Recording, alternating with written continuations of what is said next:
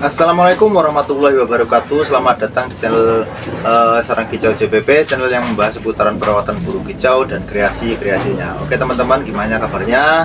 Semoga dalam keadaan yang sehat selalu, senantiasa dimurahkan rezekinya dan dilancarkan segala usahanya. Amin amin ya rabbal alamin. Oke teman-teman semuanya, ya kita biasa akan membahas tentang murai batu ya. Murai batu di sini banyak sekali ya. Saya ada berapa pasang, ini ada 3 pasang. Tapi baru apa namanya ya, baru penjodohan yang kemarin dulu pernah banyak sekali, ada 5 pasang karena harganya merosot sekali ya. Sekarang harganya tuh udah rendah sekali, nggak kayak dulu. Sekarang udah kayak burung lakbet aja ya, yang dulu istilahnya 1 juta sekarang bisa 100.000 bahkan 50.000. Hampir sama dengan murai batu saat ini ya. Murai batu saat ini juga yang biasanya dulu saya harga jualnya bisa 3 juta sampai 4 juta ya, sekarang paling bisa ratusan ribu ya, gitu ya. Makanya seiring waktu berjalan mungkin ya itu ya, kalau kita sebagai peternak ya begitulah namanya, lika-liku seorang peternak ya. Kadang-kadang istilahnya pas harga bagus ya ngikutin pasaran aja ya, ngikutin pasaran ya. Kalau saya itu peternak biasa ya, istilahnya peternak kecil-kecilan aja ya, bukan istilahnya yang istilahnya yang dewa, apa namanya, yang senior yang banyak ternakannya itu enggak. Saya udah istilahnya saya orang biasa, beternak ya semampu saya seadanya. Duit di kantong ya itu saya belikan murai batu seadanya aja ya gitu. Yang penting di sini adalah pola perawatan murai batu. Yang penting kita tahu kuncinya dulu ya, tahu kuncinya dulu dalam perawatan murai batik. Oke, gini teman-teman ya. Kemarin saya kan sempat ini mau review murai batu saya, karena murai batu saya itu udah bertelur ya, bertelur 2 dan mulai mengeram, itu tidak menetas. Nah ini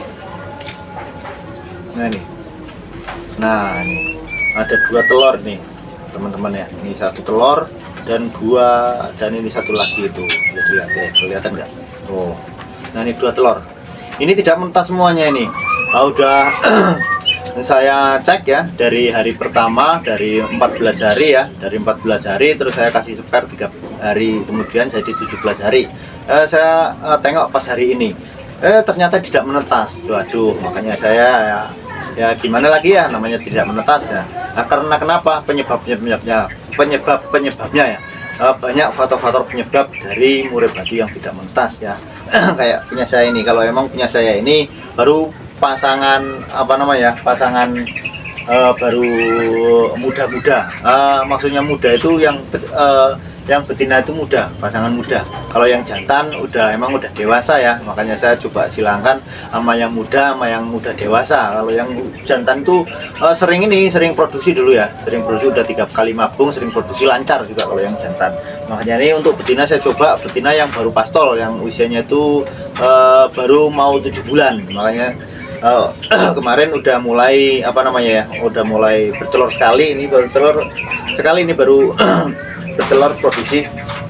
Makanya tidak menetas ya, tidak menetas. Kenapa ya? Itu salah satunya faktornya, yang pertama itu saya lihat itu dari usia. Emang usia murai batu betina saya itu yaitu muda, masih muda. Karena masih muda, yaitu mungkin sel produksi dalam tubuhnya itu belum matang, makanya bertelur, berjodoh, tapi yaitu sel produksinya itu belum matang sehingga telurnya tidak menetas. Nah itu yang pertama ya, yang harus kita ketahui, telur murai batu itu tidak menetas ya.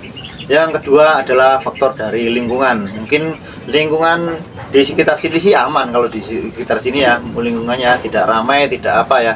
Mungkin faktor lain dari lingkungan itu bisa adanya predator pengganggu di kandang, yaitu kayak tikus, kayak cicak, kayak apaan aja ya. Yang penting di kandang itu biasanya kalau malam biasanya itu ada tikus, ada cicak itu di sangkarnya, itu biasanya burung takut. Jadinya dia itu angkram, tapi sering naik turun gitu. Jadinya murai batu itu tidak konsisten dalam mengeram itu ya, selalu naik turun, jadinya telurnya itu tidak menetas gitu ya. Selanjutnya yang keberapa ini? Yang ketiga ya. Yang ketiga adalah faktor dari murai batu itu biasanya mau mabung biasanya. Nah itu kalau mau mabung biasanya murai batu itu tidak produksi biasanya. itu apalagi yang betina apa yang jantan itu kalau mau mabung biasanya karena dia itu fokus dalam apa namanya ya, bulunya itu bulunya merontokkan bulu lah, yang merontokkan bulu, makanya dia tuh fokus ke merontokkan bulu, makanya sel produksinya mungkin ke situ ya, ke merontokkan bulu itu, jadinya telur yang dihasilkan tidak menetas juga. Terus selanjutnya yang keempat ya, keempat biasanya faktor dari cuaca. Nah, yaitu cuaca itu ngaruh banget ya. Saat ini emang cuacanya lagi musim hujan ya, mulai musim hujan ini ya.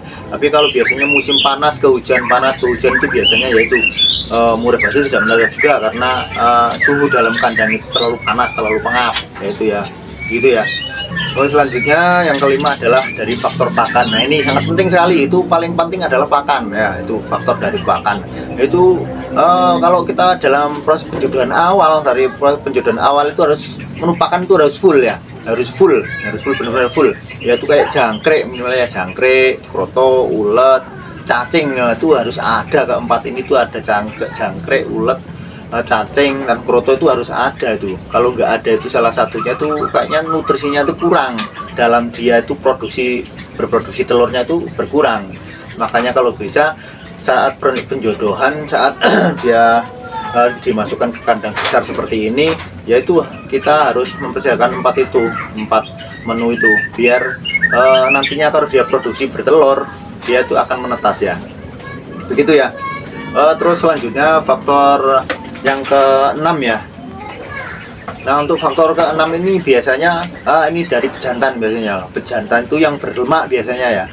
Juga bisa pejantan atau betina berlemak. Ini juga mengakibatkan murai batu tidak menetas ini ya. Murai batu yang berlemak walaupun dia itu bertelur ya, biasanya kalau berlemak dia bertelurnya tuh enggak karena apa namanya, enggak karena ada proses perkawinan, tapi dia tuh dari faktor pakan, yaitu kalau kita apa namanya nonstop pakannya ya, pakannya banyak dijor,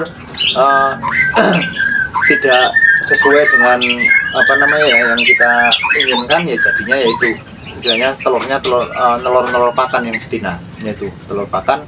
Jadinya itu nggak dibuahi, nggak ada proses perkawinan, jadinya nggak ada embrionya, yaitu jadinya yong telurnya, gitu ya. Terus selanjutnya yang ketujuh adalah pejantannya itu biasanya over birahi, yaitu, nah ini jangan sampai pejantannya itu over birahi.